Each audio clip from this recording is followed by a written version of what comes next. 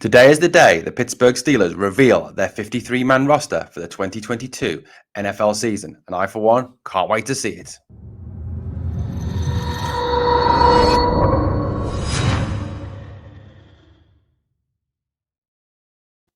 Welcome, guys. Welcome to the Pittsburgh Steelers Syndicate with me, your host, Britsburgh, Owen. Welcome to this bonus video where we'll be talking about the Pittsburgh Steelers 53-man roster, and I will be giving my prediction as to who will be on that roster.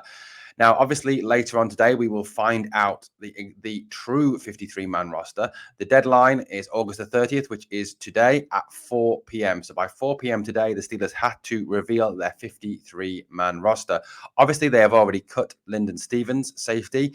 They've already cut Rondell Carter, outside linebacker, and tight end Jace Sternberger. So 3 cuts already made, but there are still another 24, I think it is, to cut from the roster. So by 4 p.m. today, we will know the 53 men, well, at least the initial 53-man roster. The one caveat I will put on it will be that some of those players may then be moved to IR after the 1st of September so that they can return at some point this coming season. Anyway, on to the topic. This is my projection. This is what I think the Steelers will do. Not what I would do, what I think the Steelers will do. I would make some different decisions to this, but this is what I think the Steelers will do. So let's start with the quarterbacks, the running back, and the fullback.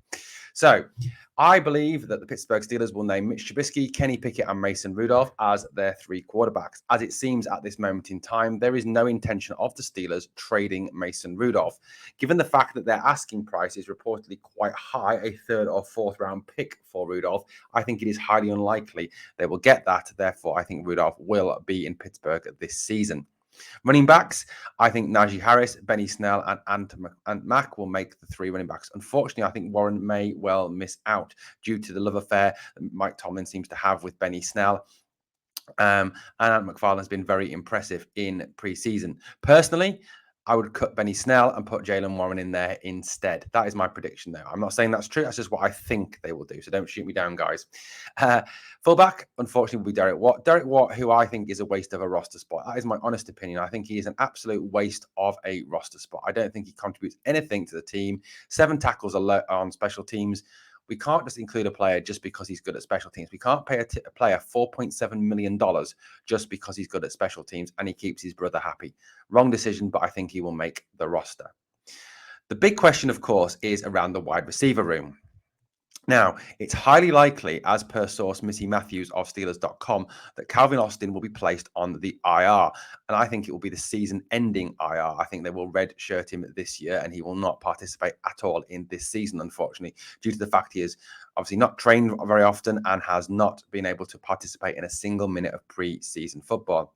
So here is my prediction for the wide receivers, tight ends, and the offensive line. So I predict they will take 6 wide receivers into this season. Chase Claypool, Deontay Johnson, George Pickens are gimmies.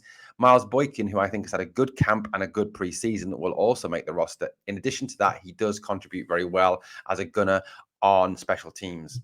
Talking of gunners, I think Gunnar Olszewski will make it, obviously as a kick return, punt return, and also as a wide receiver. He certainly proved this preseason that he is a very able wide receiver with echoes of Julian Edelman and Wes Welker. Now, remember, Steeler Nation, that Wes Welker and Julian Edelman, they started off as just being kick return, punt return people, and then were turned into very, very good, well, in the case of Julian Edelman, Super Bowl MVP wide receiver. Now, is that a possibility for Gunnar Olszewski? Could well be. Stephen Sims, who's had a very impressive camp and preseason, I think will also make the team due to the fact that he has the ability to kick, return, and punt return, and was very impressive as a wide receiver. He is also very useful in gadget plays, jet sweeps, etc., etc. So I think he may well make the team. Like I said, Calvin Austin III, I think, will be up on the IR for the season. Tyler Vaughns, I think, will be, and Cody White will be put onto the practice squad. Whether we hold on to Tyler Vaughns, though, is another matter. With the release of Jace Sternberger, I think Kevin Radar will go onto the practice squad. Pat Freiermuth is a gimme. I think he's in for an amazing season. He's looked really good in preseason. Now, interestingly, he's looked better linking up with Kenny Pickett than Mitch Trubisky. Very interesting indeed. Zach Gentry will be the TE2, and I think Connor Haywood will be TE3, and can also play halfback and fullback, giving some good position flexibility that Matt Canada and Mike Tomlin both like in their offensive weapons. The O-line, I think they'll keep 9 offensive linemen. Mason Cole will be the starting centre. JC Hassanauer will be the backup centre. Dan Moore Jr., Kevin Dotson, James Daniels, Chooks Okorafor, John Legaloo, who has got excellent position flexibility. Kendrick Green, even though he has stanked the joint out, I think they will keep faith with him for at least for another season. And Joe Haig, who will be your swing tackle.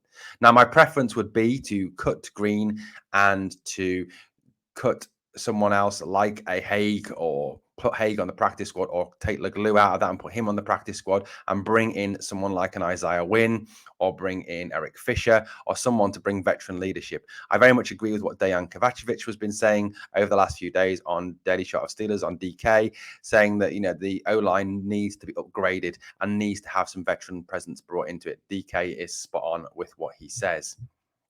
Okay, let's now turn to the secondary. Here's my secondary prediction. 5 cornerbacks, I believe, will be taken in. Now, obviously, Carlins Patel is out for the season after having surgery.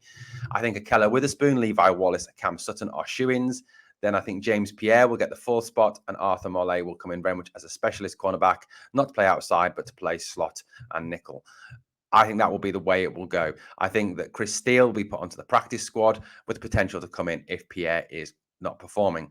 I do think this is the end of Justin Lane's time in Pittsburgh. He has really singularly failed to prove that he was worth that 3rd round pick. In terms of safeties, I think they will name Minka Fitzpatrick, Terrell Edmonds, DeMonte KZ, and Trey Norwood, and then Miles Killebrew as the 5 safeties. Now, I know what you're saying, Britsburgh, that Kazee is injured. Yes, Kazee is injured, but I think he will return. Now, I think what they'll do is name Kazee on the roster, wait until September the 1st, then put him on IR. They will then bring in another safety, either someone they sign who has been cut, or someone like Elijah Riley, who did a decent job against the Lions in the last game. That's my thoughts anyway there. Let's move now to the defensive line. I think they will keep 6 defensive linemen. They're forced to keep 6 defensive linemen. I think given the fact that we'll need to keep extra inside linebackers and that obviously that extra safety. So Cam Hayward, Tyson Alualu, and Larry Ogunjobi will be our starting 3. Isaiah Loudermilk, I know he's missed some time with injury, but is absolutely loved by this organization, and I think will be there. DeMarvin Leal, who's had a phenomenal preseason, who I think could be an absolute stud in the future for the Pittsburgh Steelers, and will play some snaps and a bit part this year. And Chris Wormley had a career year last year, so unfortunately, even though he is pretty poor on run defense, he may well be there for pass rush plays. If we move on to the linebacker slots, now obviously a lot is landing on these inside linebackers. It's often said, as go the inside linebackers, so goes the Steelers defense. Miles Jack is a shoo-in. He has been outstanding this preseason and in training camp. Bush and Spillane, I think, will rotate and play and share the inside linebacker role alongside Jack. I think Mark Robinson, due to his how well he played on special teams on Sunday against the Lions and what he's shown in the on the defensive side of the ball, will get some snaps. Marcus Allen, as I put there, unfortunately, I think will make the roster again, sneaking in, even though I think Marcus Allen is an absolute waste of space. I think the fact that Buddy Johnson has been very poor this offseason will lead to Buddy Johnson being put onto the practice squad or even cut.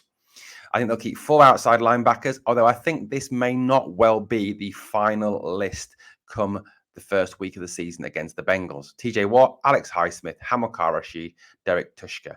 I think we could see one of those drop to the practice squad and someone picked up who has been cut by another team. Finally, let's look at the special teams. That's a shoo-in. Chris Boswell, who is amazing, the best kicker in the NFL. Presley Harvin, who's had a solid preseason. And long snapper Mark Davison's favourite player, Christian Kuntz. That's my prediction for the 53-man roster. Let me know what you think in the comments below. And we'll be back later to talk about the actual 53-man roster and get your opinions on it. Look out for us going live at some point today, talking about that 53-man roster. Be sure to join in the live chat and give your opinions on what has happened as the Steelers make their final cut downs today. Let's finish this, as we always do, with "Here we go, Steelers. Come on!"